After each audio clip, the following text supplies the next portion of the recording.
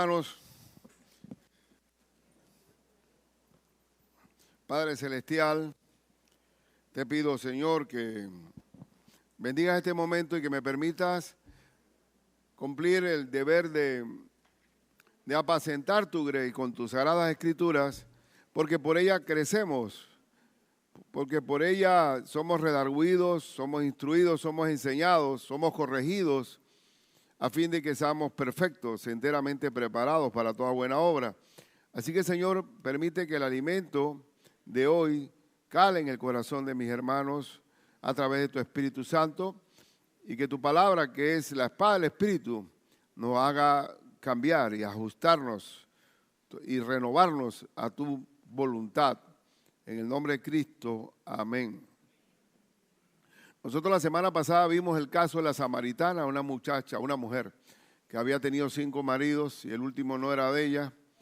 Y esa mujer aceptó de primera cuando Cristo dijo, yo soy el Mesías.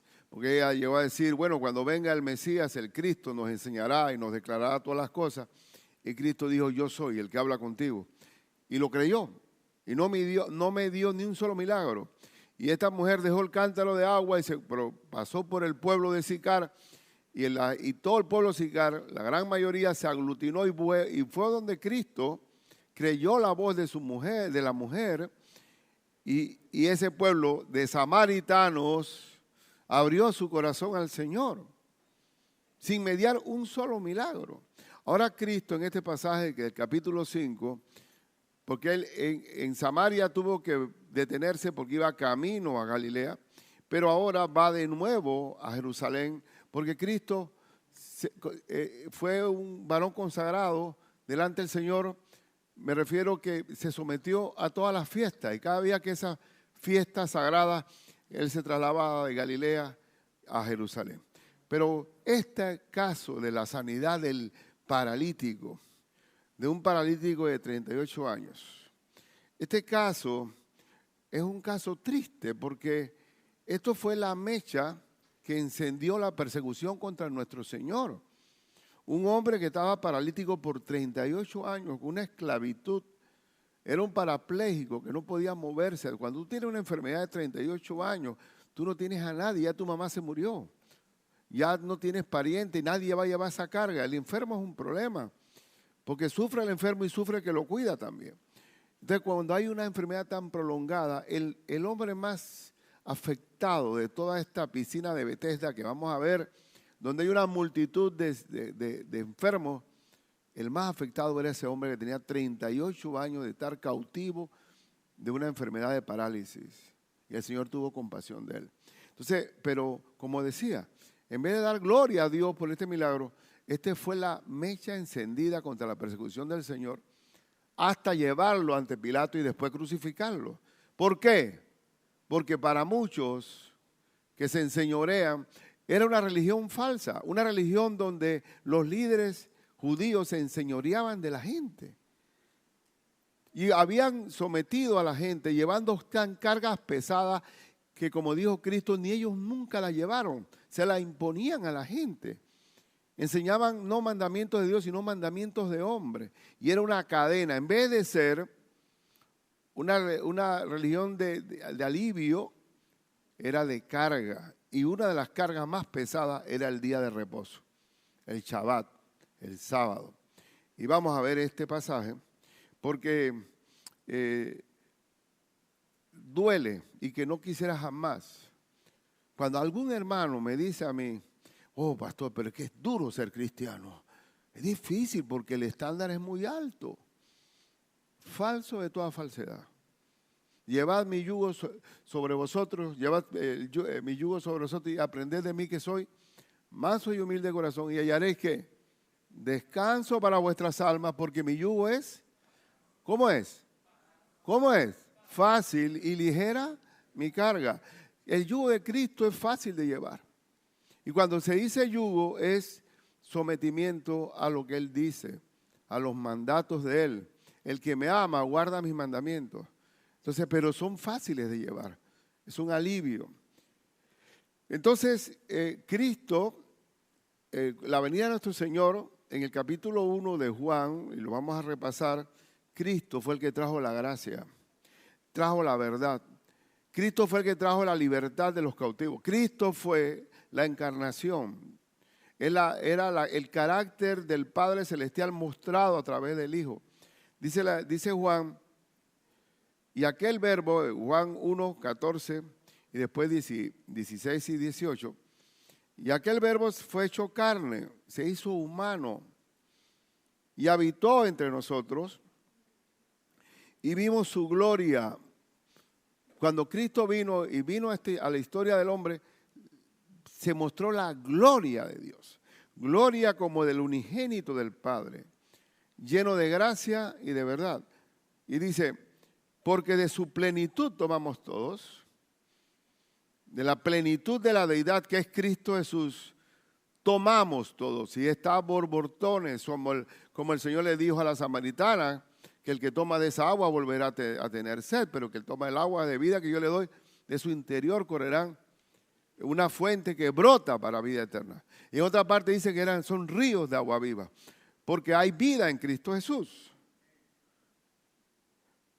Pues la ley, por medio de Moisés fue dada, y la vida del judío era sobre la base de la ley de Moisés, no de la gracia de Dios. La ley era la que señalaba qué hay que hacerse. Una ley, usted no lee el Código Civil o cualquier código legal, y usted no diga, ay, que siento con mi alma se estremece leyendo esta ley. La ley te dice, haz esto, y si no, esta es la multa, esta es la boleta, este es el castigo. La ley es un policía. La ley es como la empleada que limpia bien la casa y después viene el inspector y viene el ama de la casa y se pone un guante blanco y pasa el dedo así. Esto está sucio. Esa es la ley. La ley señala, condena, juzga. Pero Cristo no es la ley de Moisés. Es la gracia sobre gracia. Es Dios mismo en nosotros. Pero convertir el legalismo, por eso que Cristo dijo que guardaos de la levadura de los fariseos, que es el legalismo, la hipocresía. Someter a la gente a ritos, a cadenas de esclavitud que no tienen que ver nada con la palabra de Dios. Y eso es una advertencia, porque eso no es algo que ocurrió allá con los fariseos y los sacerdotes. Lo que fue es, y lo que es ya fue. Esto es el mismo espíritu que está cabalgando del legalismo, que se infiltra como una levadura. Entonces dice que la ley por medio de Moisés fue dada, pero la gracia y la verdad vinieron por medio de Jesucristo. A Dios nadie le vio jamás. El unigénito Hijo que está en el seno del Padre, Él le ha dado a conocer. Cristo está a la diestra de Dios Padre. Cristo mostró el carácter del Señor. Y Felipe le dice al Señor, oye, Señor, muéstranos al Padre y nos basta. ¿Qué pasa, Felipe? Tanto tiempo estás conmigo, el que me ha visto a mí ha visto al Padre. Entonces, este odio, este rencor, esta persecución contra el Señor, se da aquí. Es triste. Uno puede quedarse con la sanidad del paralítico, que lo podemos tener en los dibujitos de nuestra escuela bíblica, a los niños, que lo pinten al paralítico. Pero lo que vino ahí una mecha para defender una estructura muerta, de una religión muerta y esclavizante. Y a Cristo le dijeron demonios. Tú sacas demonios en el nombre de Belcebú, ¿se acuerda? Y le dijeron, tú eres samaritano. Le decían de todo, que era loco, que había perdido todo, porque ellos no aceptaban, ellos se atrincheraron en una estructura muerta que defendían a capa y espada y no se convirtieron. Oyeron la prédica, pero nunca se convirtieron. Entonces, ¿qué dice el mismo Juan? ¿Qué dice? A los suyos vino y los suyos no le recibieron. Entonces vamos a ver esta tragedia, esta parte de la reacción. En vez de los samaritanos, sin ver el milagro de Cristo, creyeron en Él. Sin embargo, estos judíos, supuestamente la religión oficial en la adoración del templo, a los suyos vino y los suyos no le recibieron. Entonces vamos a ver este asunto. Como preámbulo al texto vamos a leer capítulo 5, versículo 1 al 4. Después de estas cosas, había una fiesta de los judíos y el Señor hacía todo su peregrinaje a las fiestas. Y mira que la Biblia es festiva, no es de luto, ni de dolor, ni de penitencia, ni de cruces. Es fiesta, fiesta de la Pascua, fiesta de los tabernáculos, fiesta de los panes sin levadura, fiesta y fiesta y fiesta, es festivo. Y nosotros cuando venimos a nuestros cultos es festivo, no con cara ahí de dolor de barriga, no. Es una fiesta. Y dice, y subió Jesús a Jerusalén. Y cada vez que sube a Jerusalén, hay piedras preparándose para él. Y hay en Jerusalén, cerca de la puerta de las ovejas, un estanque, o sea, una piscina, llamada en hebreo Betesda. Betesda, el cual tiene 5 pórticos, 5 puertas de acceso a la piscina, al estanque. En estas puertas estaban ahí recostados una multitud de enfermos, ciegos, cojos, paralíticos que esperaban el movimiento del agua. Era la multitud que cuando voy al oncológico, cuando iba aquí al oncológico, se me sentía en Betesda. Tanta gente esperando una curación, gente que viene del interior. Yo a veces pienso que un país tan chiquitito como nosotros, pareciera que tuviéramos como 55 millones como Colombia, no cabemos. Yo no entiendo eso. Entonces, eso, cuando veo gente que viene del interior, que duerme, que esperan su terapia bajándose del bus, allí, soportando dolor, es Betesda. Todos esperan un milagro, la mano de Dios, la misericordia de Dios. Porque nadie mira a Dios cuando está en las buenas. Miramos a Dios cuando estamos en las malas, ¿sí o no? Allá usted va a un hospital y ora por uno y están los otros 5, ore por mí también. Porque no hay ateo en la enfermedad. Bien, entonces ellos estaban esperando un movimiento del agua. Para mí, el Señor me puede avalar esta palabra. Ellos esperaban un movimiento del agua, que cuando se movía el agua, aquí tengo una fotografía que puede ser, aquí hay una de las puertas, cuando se movía el agua, el primero que entraba se curaba. Para mí esto era una superstición, no me la quita nadie. ¿Por qué? ¿Cómo es que, Señor, tú crees que va a tener esa corredera? Y el ciego corriendo, el cojo, y va a ver quién llega primero. Eso no es bíblico. Dios tiene, y con Cristo de su plenitud tomamos, ¿qué? Todos tenemos acceso como hijos de Dios al trono de Dios. No vamos a traer al pastor para que se asegure la respuesta de Dios. Mentira, mentira del diablo. Porque somos hijos de Dios y tenemos entrada al lugar santísimo a través de la sangre del Señor Jesucristo. Todo lo que pidéis al Padre orando, creed que lo recibiréis y os vendrá. Pedid y se os dará. Buscad y hallaréis. Llamad y se os abrirá. Porque todo aquel que pide, recibe. El que busca, halla. Y el que llama, se le abrirá. ¿Eso es para quién? Para todos los hijos. Porque tenemos un solo papá. ¿Por qué somos hermanos? Porque somos hijos de Dios. El Señor no tiene ni primo, ni sobrino, ni cuñado, no, hijos. Y si somos hijos tenemos acceso directo al trono de Dios. ¿Sí o no? Porque no me vengan aquí que somos cardenales o obispos o que tenemos que tener, el sacerdocio judío. Oye, háblate con la hermana que tiene un don de oración increíble. Tenemos que llevarla a todas las reuniones de oración, si no, no hay sanidad. Si fuera así, entonces estamos en problemas, porque somos hijos.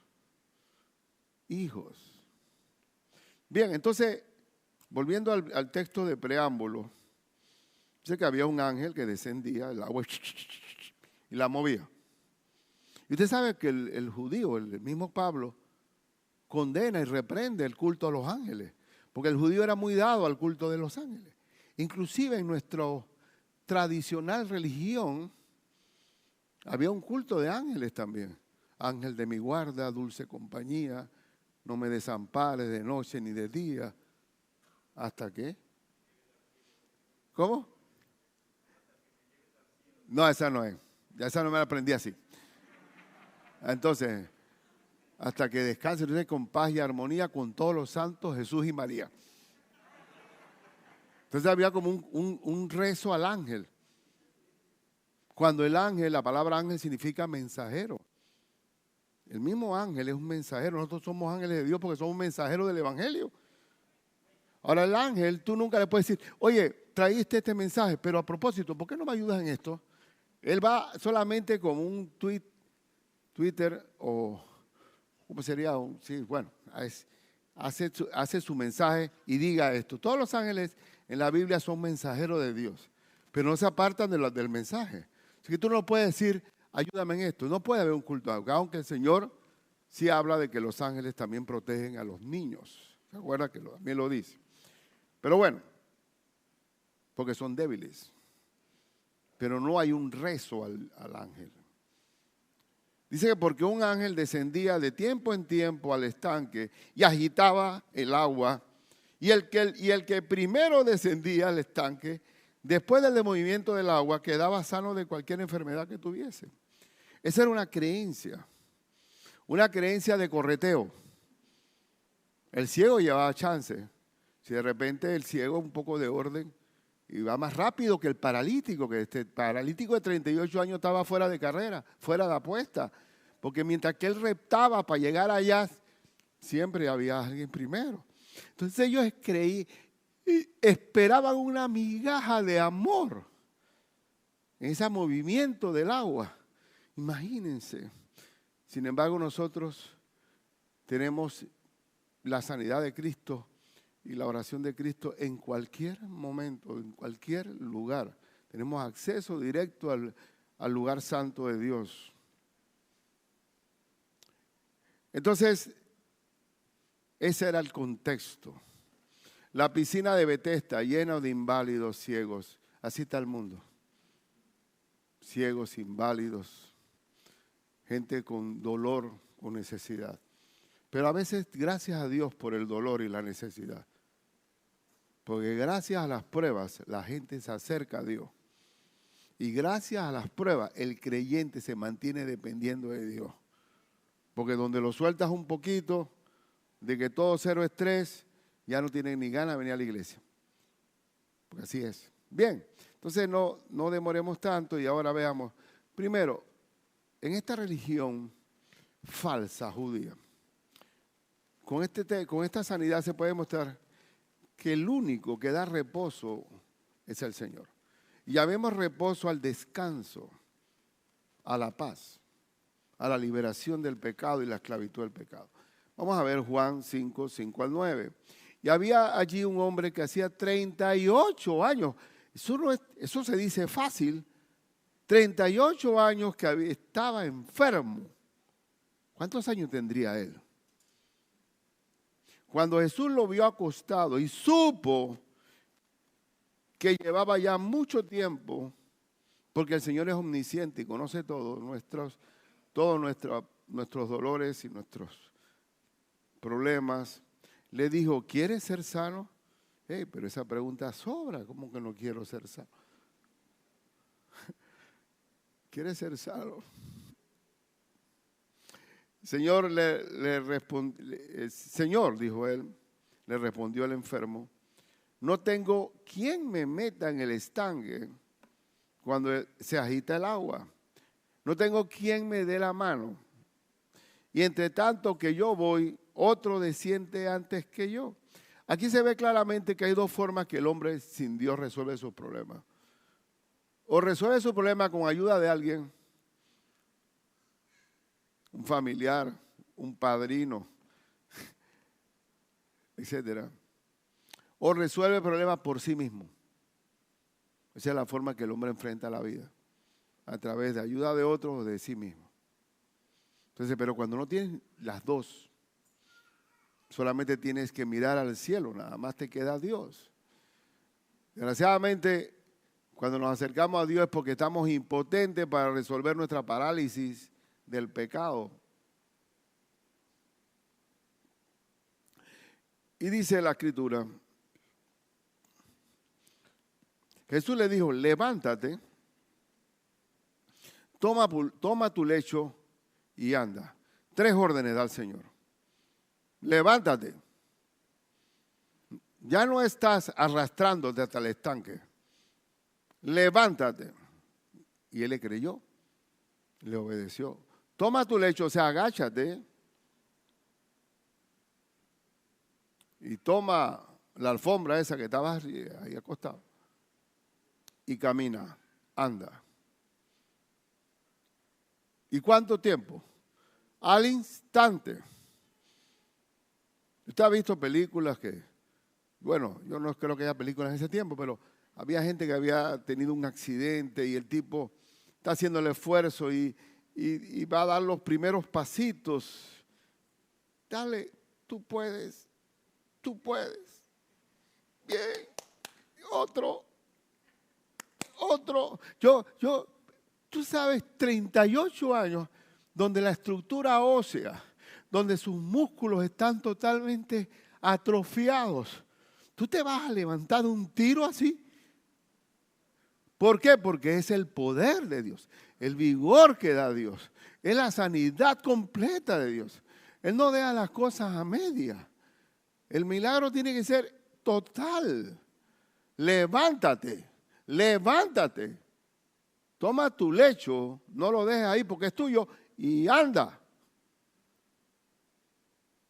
Y al instante, dice la Escritura. Pero ¿cuál era el problema? Que esa sanidad la hizo en reposo. Por eso que él dice ahí, y era día de reposo aquel día. Tremendo problema. Tremendo problema porque el sacrosanto día del reposo no se podía hacer nada bueno ni sanar a nadie. Era un día inmóvil, una rutina esclavizante y hasta el día de hoy nuestros amigos judíos en los hoteles en los edificios que tienen, no aprietan el botón del elevador el día sábado porque lo violan. Se vuelve algo esclavizante. ¿De dónde sacaron eso? Y ahora vamos a ver que cuelan el mosquito, pero se tragan el camello.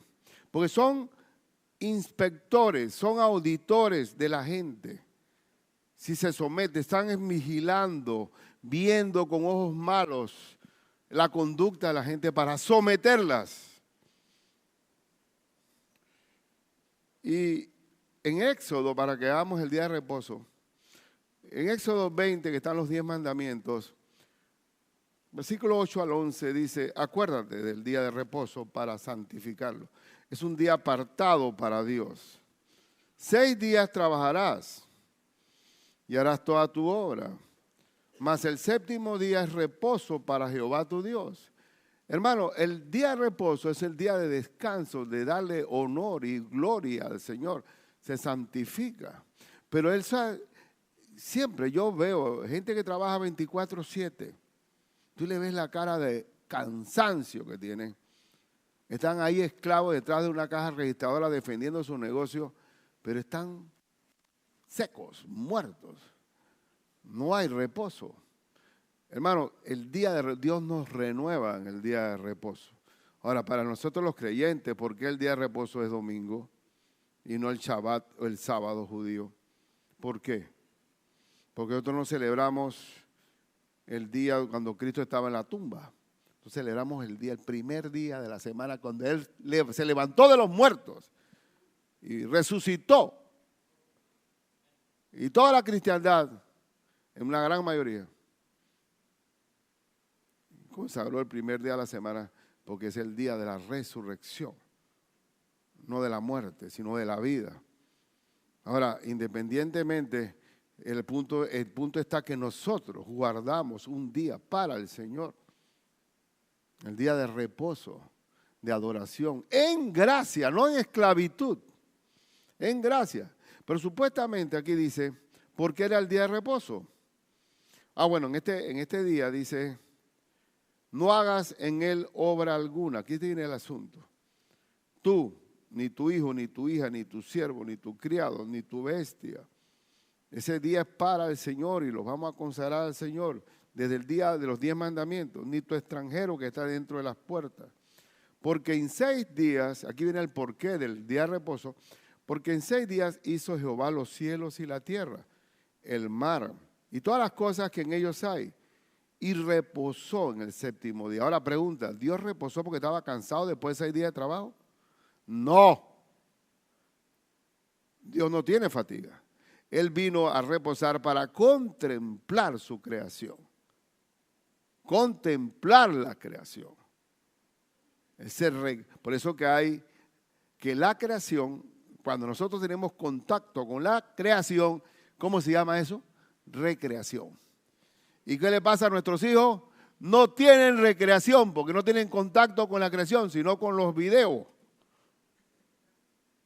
Viven una vida artificial porque no saben, no tienen contacto con la creación. Hay que llevarlos al campo, sacarlos de su vida encerrada en sí mismo, en la nada. Y por eso que hay a veces tan poca sentido común, porque es una fantasía. Ahora, Dios no se cansó, se recreó viéndolo hecho.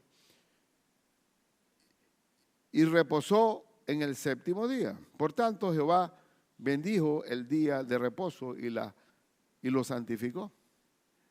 Y nosotros celebramos el nuevo nacimiento en Cristo por la sangre del Señor Jesucristo en la cruz, donde hay la regeneración, la nueva creación, porque somos nuevas criaturas en Cristo. Las cosas viejas pasaron aquí, todas son hechas nuevas, y el consumado de Cristo nos hace ahora estar en esta creación del Señor, del nuevo nacimiento. Pero entonces los judíos se quedaron en el descanso, en el reposo del Señor en cuanto a su creación. No hagas nada. No hagas nada, pero ¿será verdad? ¿Será verdad que no hacía nada? Que llevar el lecho ya es trabajo. Mira, ¿qué haces tú con ese lecho? Llevándolo. No, que el Señor que me sanó me dijo que lo llevara. ¿Quién es Él? Mire, Señor, es que usted no se acuerda de mí, que tengo 38 años de estar aquí. ¿Y a mí qué me importa? Estás llevando el lecho en la mano. No me interesa. Es una violación al día de reposo. Sí, pero mire, yo estoy caminando, mire. ¿Y? El día de reposo es como un lago que está lleno de cocodrilos y dice, no se bañe aquí. Entonces, yo no me baño porque hay cocodrilos allá. Pero resulta que hay un niño ahogándose.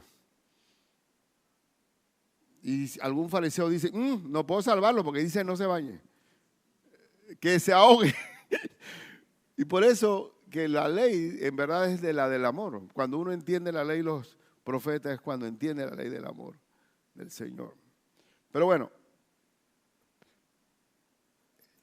la orden en el día de reposo que se volvió un mandamiento de hombres era que no llevaras cargas. En Jeremías 17:21, así ha dicho Jehová, guardaos por vuestra vida de llevar carga en el día de reposo y de meterla por las puertas de Jerusalén. El día de reposo tú no ponías a hacer mercadería o vender mercancías dentro de Jerusalén porque estabas violando el día de reposo. No comercies, porque no es día de trabajo, es día de consagración a Dios. Pero eso se extiende también a que el hombre recogiera su lecho. ¿Eso era trabajo? No era trabajo. Eso era donde él reposaba.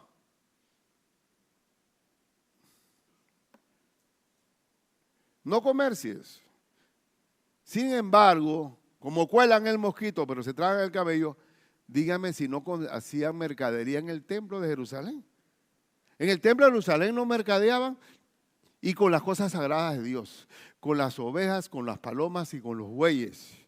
Los vendían, ellos negociaban, se enriquecían y habían convertido el templo ¿en qué? En cueva de ladrones. Porque todos los ladrones tienen un botín, un lugar como Alibaba y los 40 ladrones. Siempre hay un botín para guardar, un lugar para guardar el botín. ¿Dónde estaba el botín? En el templo. Pero sin embargo, ¿qué haces tú llevando ese lecho? Y estaban mercadeando en el templo. Vamos a repasarlo en Mateo 21, 12 al 13. Y entró Jesús en el templo de Dios y echó fuera a todos los que vendían y compraban en el templo. ¿Estaban haciendo negocio en el día sábado? Sí. Y volcó las mesas de los cambistas. Ahí estaba, cuando estuve en Colombia, estaba cambiando dólares por pesos. Bueno, en el templo, tú venías de diferentes judíos de diferentes lugares, traían monedas de diferentes sitios y ahí había casa de cambio. Y había su negocio, su rebusca, como en cualquier negocio. Pero hacían negocio en el templo. Entonces era una religión hipócrita, una levadura, que le ponían carga a la gente, pero ellos mismos la violaban. Porque dice Cristo, cuídense, porque el discurso más fuerte que tuvo el Señor fue contra esta religión falsa. No hagan lo que dicen porque ellos dicen y no hacen. Y les gusta la publicidad, que los miren.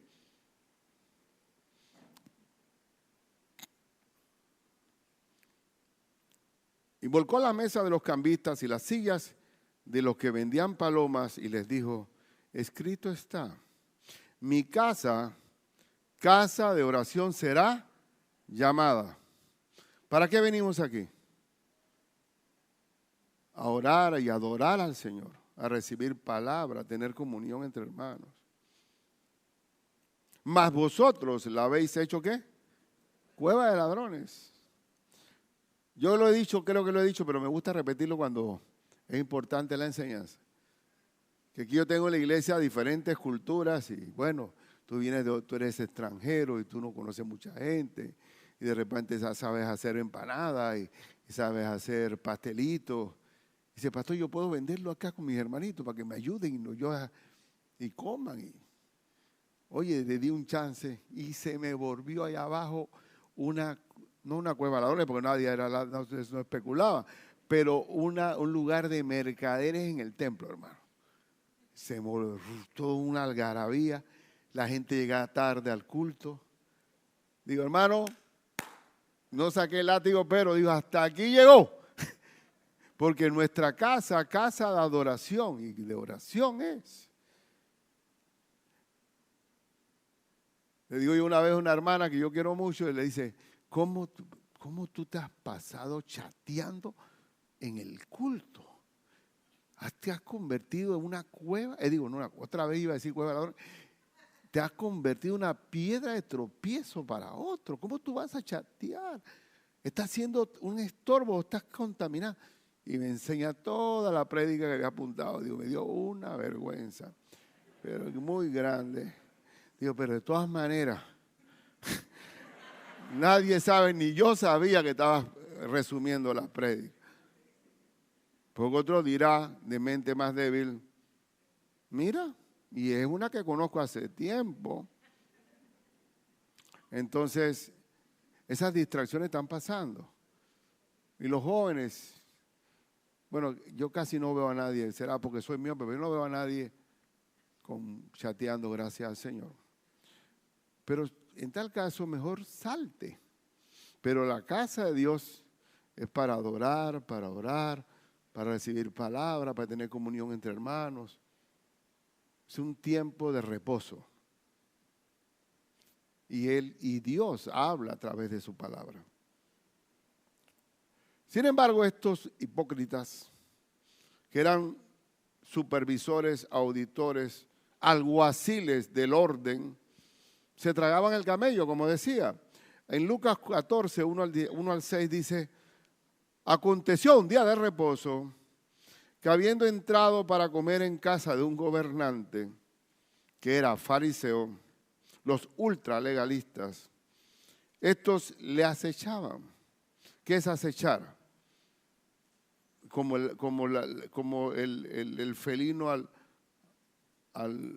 a las gacelas está acechando para devorarlos. Estaba acechando a Cristo porque Cristo era su enemigo. Era su enemigo porque estaba boicoteando el orden sagrado de la ley. Tergiversada totalmente. Porque el Señor llegó a decirles una vez que los judíos, los discípulos estaban caminando hacia la sinagoga o hacia el templo y estaban arrancando granos. ¿Se acuerdan ese texto? Granos de trigo, y lo comían.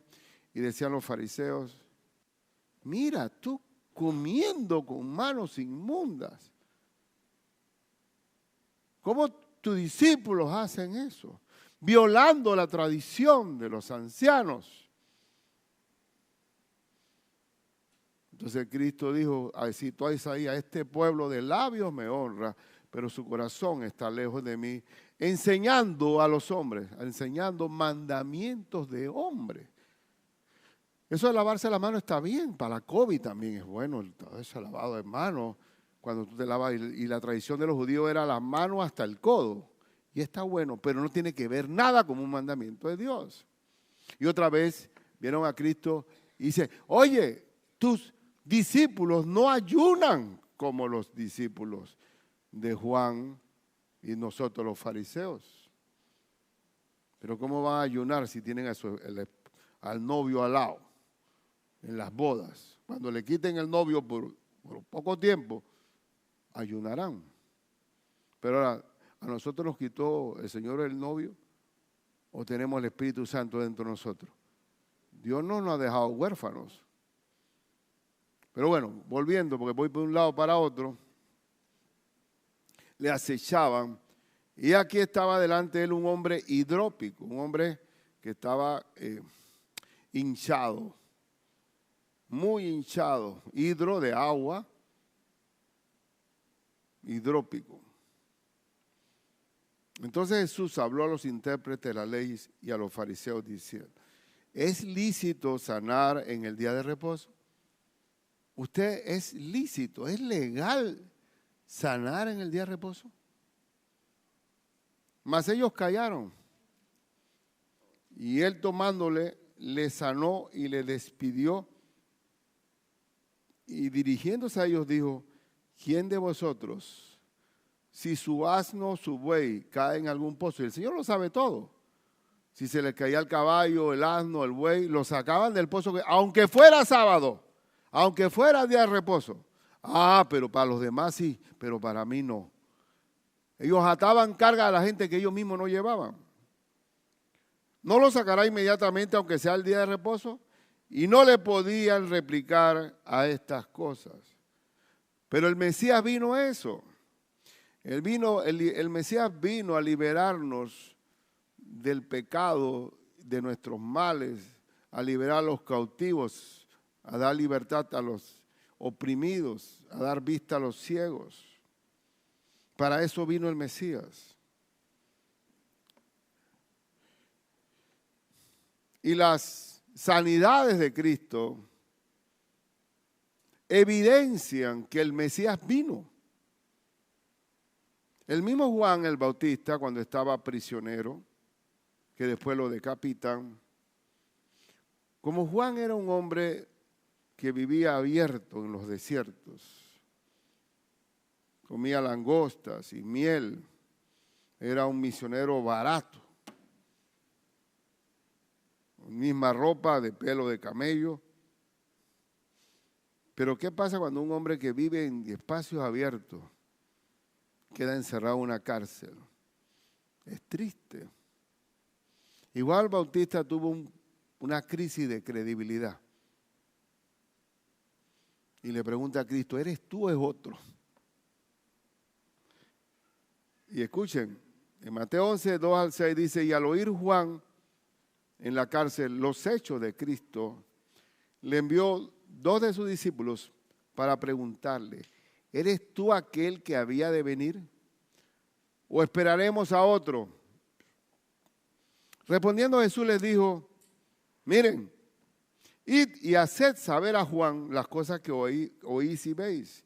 Dígale a Juan: los ciegos ven, los cojos andan, los leprosos son limpiados, los sordos oyen, los muertos son resucitados y a los pobres es anunciado el evangelio. Y bienaventurado es el que no haya tropiezo en mí.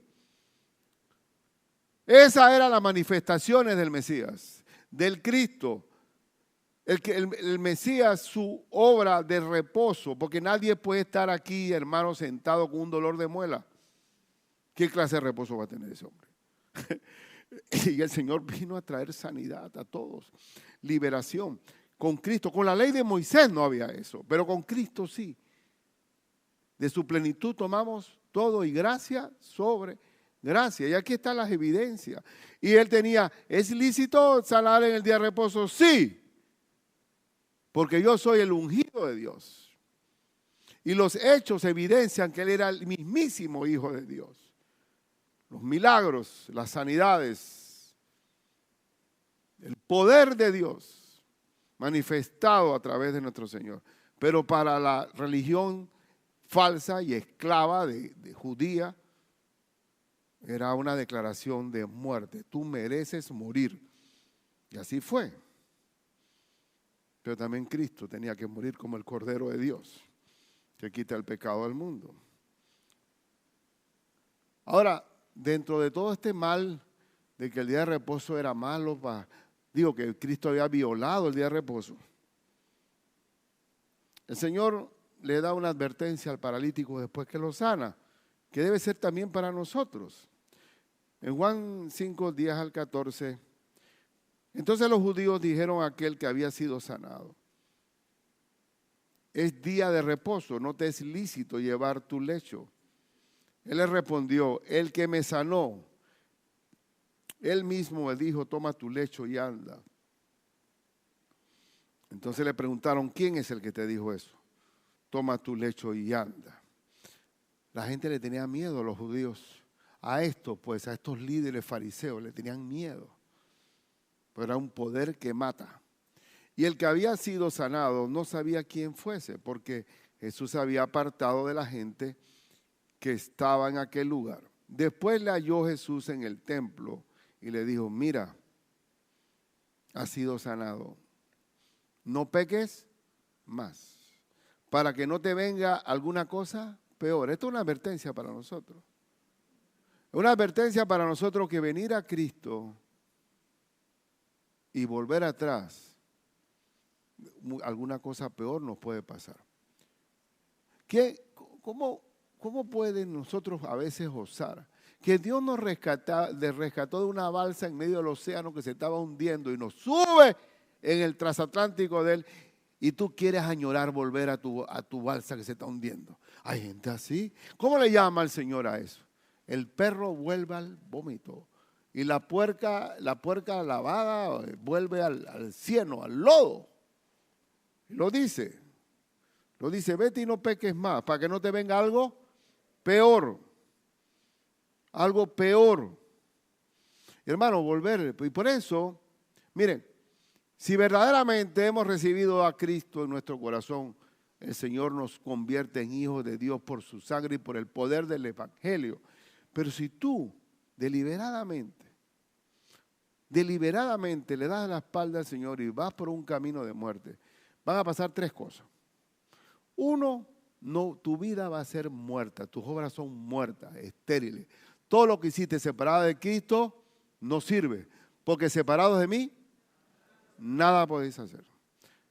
Segundo, vas a ser disciplinado por Dios. Dice la Escritura en Hebreos 12 que Dios al que ama, castiga y disciplina. Y uno va a sentir el golpe. El golpe, ¿usted no ha sentido la disciplina del Señor? Hermano, hay muchas cosas que nosotros llamamos, pero ¿por qué me está pasando esto? Cuidado, que el Señor te está disciplinando en algo que tú no le has entregado. Y el tercero es que las consecuencias que tú tuviste separado de Cristo van a ser heridas que te van a quedar. Una muchacha que sale embarazada, ese niño va a ser una consecuencia que va a tener toda su vida. Cualquier cosa que hagamos separado de Cristo tenemos consecuencias.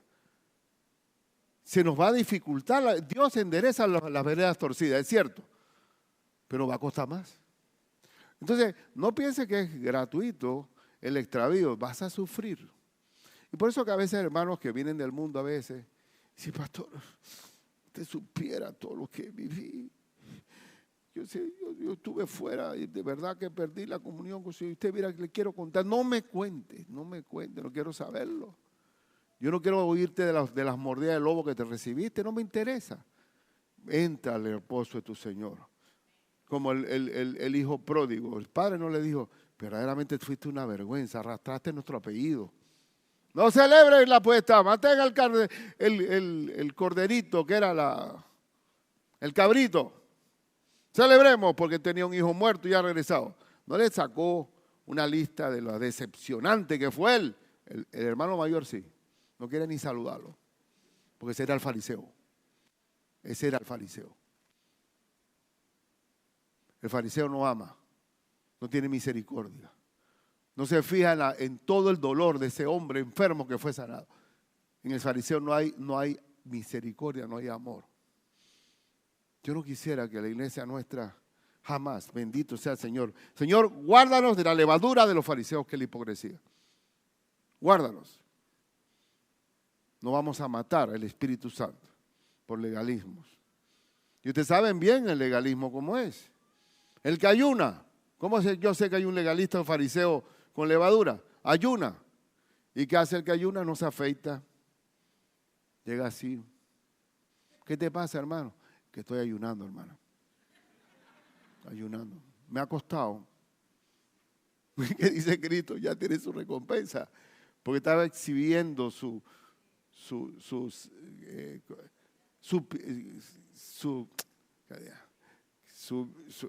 estaba vendiéndose que es un hombre piadoso.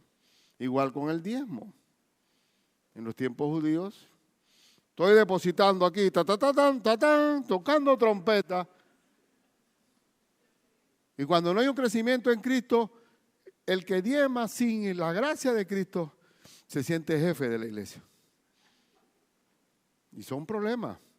Le doy gracias a Dios que los que tienen aquí contribuyen a la iglesia, pero como han sido discipulados y enseñados, son humildes.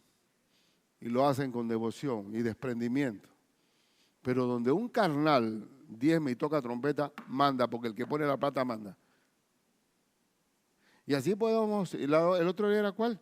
El de la oración, ¿se acuerdan? Que oraban y siempre que iba a orar estaba en el mercado público o en una plaza. Hora de oración. Señor, oye, qué bien, qué hombre más devoto, wow. Hay hermanos que cuando oran, oye hermano, usted que está recién llegado a la iglesia, quiere despedirnos de oración y sale ese hombre orando, que no termina nunca. Trácate. Oh, hermano, usted tiene peso de la oración. No, y eso que estoy fuera de práctica. Pero ese fariseísmo está ahí. ¿Usted cree que lo que pasó en Cristo no pasa ahora?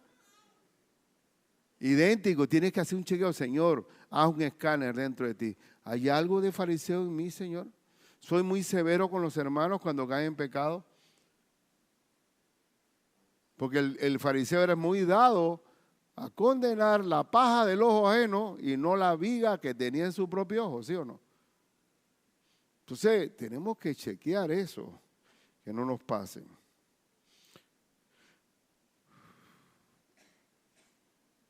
¿Se acuerdan de la viuda? Digo, no, de la adúltera, en Juan 8, 7 al 11. Y como insistieran en preguntarles, se enderezó y les dijo, el que de vosotros esté sin pecado sea el primero en arrojar la piedra contra ella. Por eso no podemos ser juzgadores y condenadores, porque el que se cree, el que piensa libre de pecado, que sea el primero que tire la piedra. Dice, e inclinándose de nuevo hacia el suelo, siguió escribiendo en tierra, pero ellos al oír esto, acusados por su conciencia, gracias a Dios que tenían conciencia, salían uno a uno, comenzando desde los más viejos hasta los posteriores. ¿Y por qué el más viejo soltó la piedra más rápido? Porque tenían más males, había correteado más. Siempre los jóvenes son más impetuosos. Y quedó solo Jesús y la mujer que estaba en medio. Enderezándose Jesús y no viendo a nadie sino a la mujer, le dijo: mujer, ¿dónde están los que te acusaban? ¿Ninguno te condenó? Ella dijo: ninguno, Señor. Entonces Jesús le dijo: ni yo te condeno. Vete y no peques más. No vuelvas al vómito. Como lo dice Segunda de Pedro 2, 21, 22. No tenemos problema en el día de reposo de leer la Biblia, ¿verdad? ¿Sí o no? ¿Queremos leer la Biblia? Sí, porque ahora los predicadores modernos tienen que predicar 20 minutos porque la capacidad humana de concentración son no más de 20 minutos. Y con Cristo había problemas. La multiplicación de los panes, ¿cuánta fue la enseñanza de Cristo? Largo, que dice el Señor, despide lo que tienen que comer. Y aquí no hay nada, porque fue larga como la de Pablo con Eutico. Espero que no haya ningún Eutico que se duerma por ahí. Porque mejor les hubiera sido no haber conocido el camino de la justicia. Es mejor no haber conocido a Cristo que después de haberlo conocido volverse atrás del santo mandamiento que le fue dado. Pero les ha acontecido lo del verdadero proverbio: el perro vuelve a su vómito y la puerca lavada a revolcarse en el cieno. Y es verdad, la puerca tú la emperfumas, le puedes poner de todo. Pones un lacito y ella donde ve un lodazal, ¡fuf! Y disfruta la suciedad, disfruta el lodazal. Nosotros somos ovejas del Señor. Nos podemos ensuciar, pero las ovejas se limpian.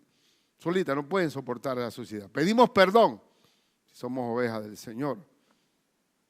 Y ese perro que... ¿Usted han visto algún perro comiéndose su vómito? A ver, ¿quién aquí? Yo sí. Soy interiorano, acuérdense. Más horrible el mundo. Comerse su propio vómito. Y termino en el punto 3, termino el punto de tercer lugar, que el Padre avaló las sanidades de Cristo en el día de reposo. Hasta el día de hoy los judíos te pueden decir es que Cristo estaba fuera de lugar. Estaba sanando en un día consagrado al Señor, el día de reposo. Pero el Padre consagraba el día de reposo porque para eso vino el Mesías, a dar reposo a la gente oprimida y a salvarnos. En Juan 5, 15 al 18, el hombre se fue y dio aviso a los judíos que Jesús era el que le había sanado. Y por esta causa los judíos perseguían a Jesús, porque esta fue la mecha que encendió la persecución contra Cristo, la sanidad de este hombre que tenía 38 años de tal paralítico. Y aquí se desató la persecución. Por una sanidad, si para eso vino el Mesías. Y procuraban, ¿qué? Matarle por haber tenido piedad por un hombre de 38 años, que lo único que le quedaba era el movimiento raro ese del agua. Pero para eso vino el Señor, a liberar a los cautivos. Porque hacía estas cosas en el día de reposo. Y Jesús le respondió: mi Padre hasta ahora trabaja y yo trabajo. Es decir, que él hace lo que le ordenó su papá o su padre para hacerlo. Por esto los judíos aún más procuraban matarle, porque no solo quebrantaba el día de reposo, sino que también decía que Dios era su propio Padre,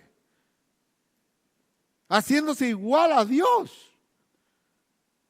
¿Cómo le va? El Cristo fue el que llamó Padre a Dios. Ahora, usted cuando ora, ¿cómo dice? Padre nuestro. Gracias a Cristo somos hijos de Dios, mas a todos los que le recibieron, los que creyeron en su nombre, le dio la potestad de ser hechos hijos de Dios. Por eso como hijos podemos decir Padre. Y decimos Padre porque Cristo nos hizo hijos por su sangre, pues no haber recibido el espíritu de esclavitud para estar otra vez en temor. Dice Romanos, sino que habéis recibido el espíritu de adopción, por el cual clamamos, Abba, Padre. Tenemos un papá, gracias a mi Señor. Entonces ellos se sorprenden, ¿cómo le dice Padre a Jehová, a Yahvé? ¿Cómo osa? De parte de que sale el reposo, le dice Padre. Pero gracias a Cristo somos ahora hijos y también decimos Padre. Decimos Padre nuestro que estás en los cielos. Todo lo que pidieres al Padre en mi nombre lo haré. Entonces el Señor avala este día de reposo, la sanidad en el día de reposo. El legalismo no tiene misericordia, hermano. El discurso más duro de Cristo y fuerte fue contra ellos. En el capítulo 23, vamos a sacar un extracto nada más, porque ese es un espíritu que no puede entrar a la iglesia.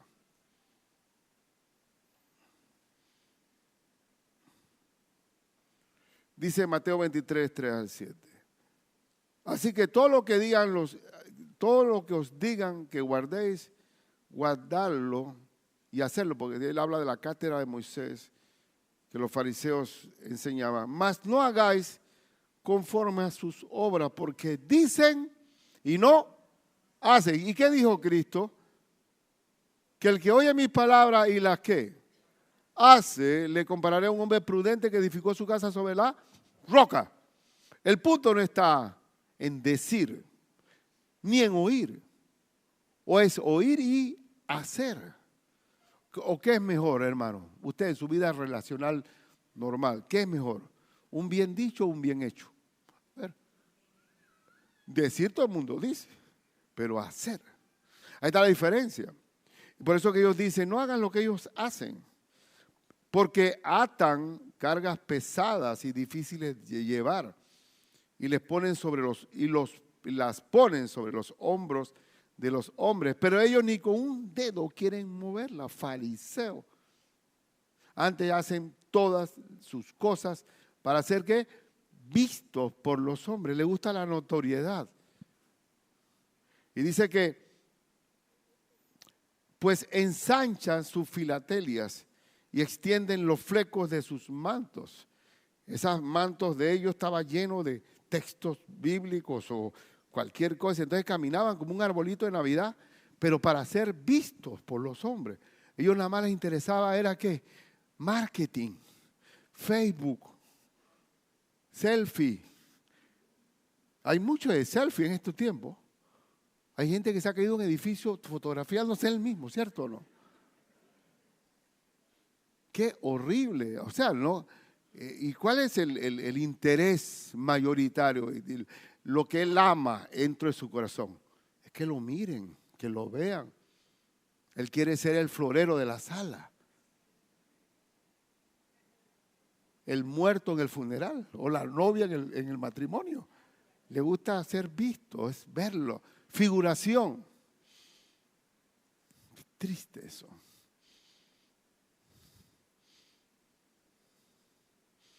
Porque ensancha, ya lo leí. Y aman los primeros asientos en las cenas y las primeras sillas en las sinagogas. Las sillas tenían VIP, ahí está. Very important person. ¿Qué estaban? Y las salutaciones en la casa y que los hombres los llamen rabí, rabí, rabí. Una palabra que no me gusta, que se ha acuñado, reverendo. Oiga, reverendo, digo, yo no soy reverendo, soy pastor. Reverendo es el que merece reverencia, y el único que merece reverencia es el Señor. Porque nos ponemos títulos para destacarnos. Pero guárdate de la levadura de los fariseos. Guárdate de la levadura de los fariseos. Bueno, yo creo que me estoy alargando, pero vamos a la aplicación directamente. Hermano, gloria a Dios por el reposo de Cristo. Hay reposo, porque dijo Cristo, la paz os dejo, mi paz os doy. Yo no la doy como el mundo la da, no se turbe vuestro corazón ni tenga miedo. Y cada vez que oro, tengo la paz que sobrepasa todo entendimiento. Y por tanto, tengo el reposo del Señor. Estoy en el Salmo 23, que las ovejas, dice, Jehová mi pastor, nada me faltará, en lugares delicados pastos, ¿me hará qué? Descansar. Junto a aguas de reposo me pastoreará. Con Cristo tenemos el reposo continuamente. No convirtamos nuestra cristiandad, nuestra iglesia en un cúmulo de reglas inútiles que no sirven para nada. No caminemos sobre supersticiones. En nuestra cultura, en ciertas fechas después de los carnavales, hay lo que se llama las mandas, ¿no?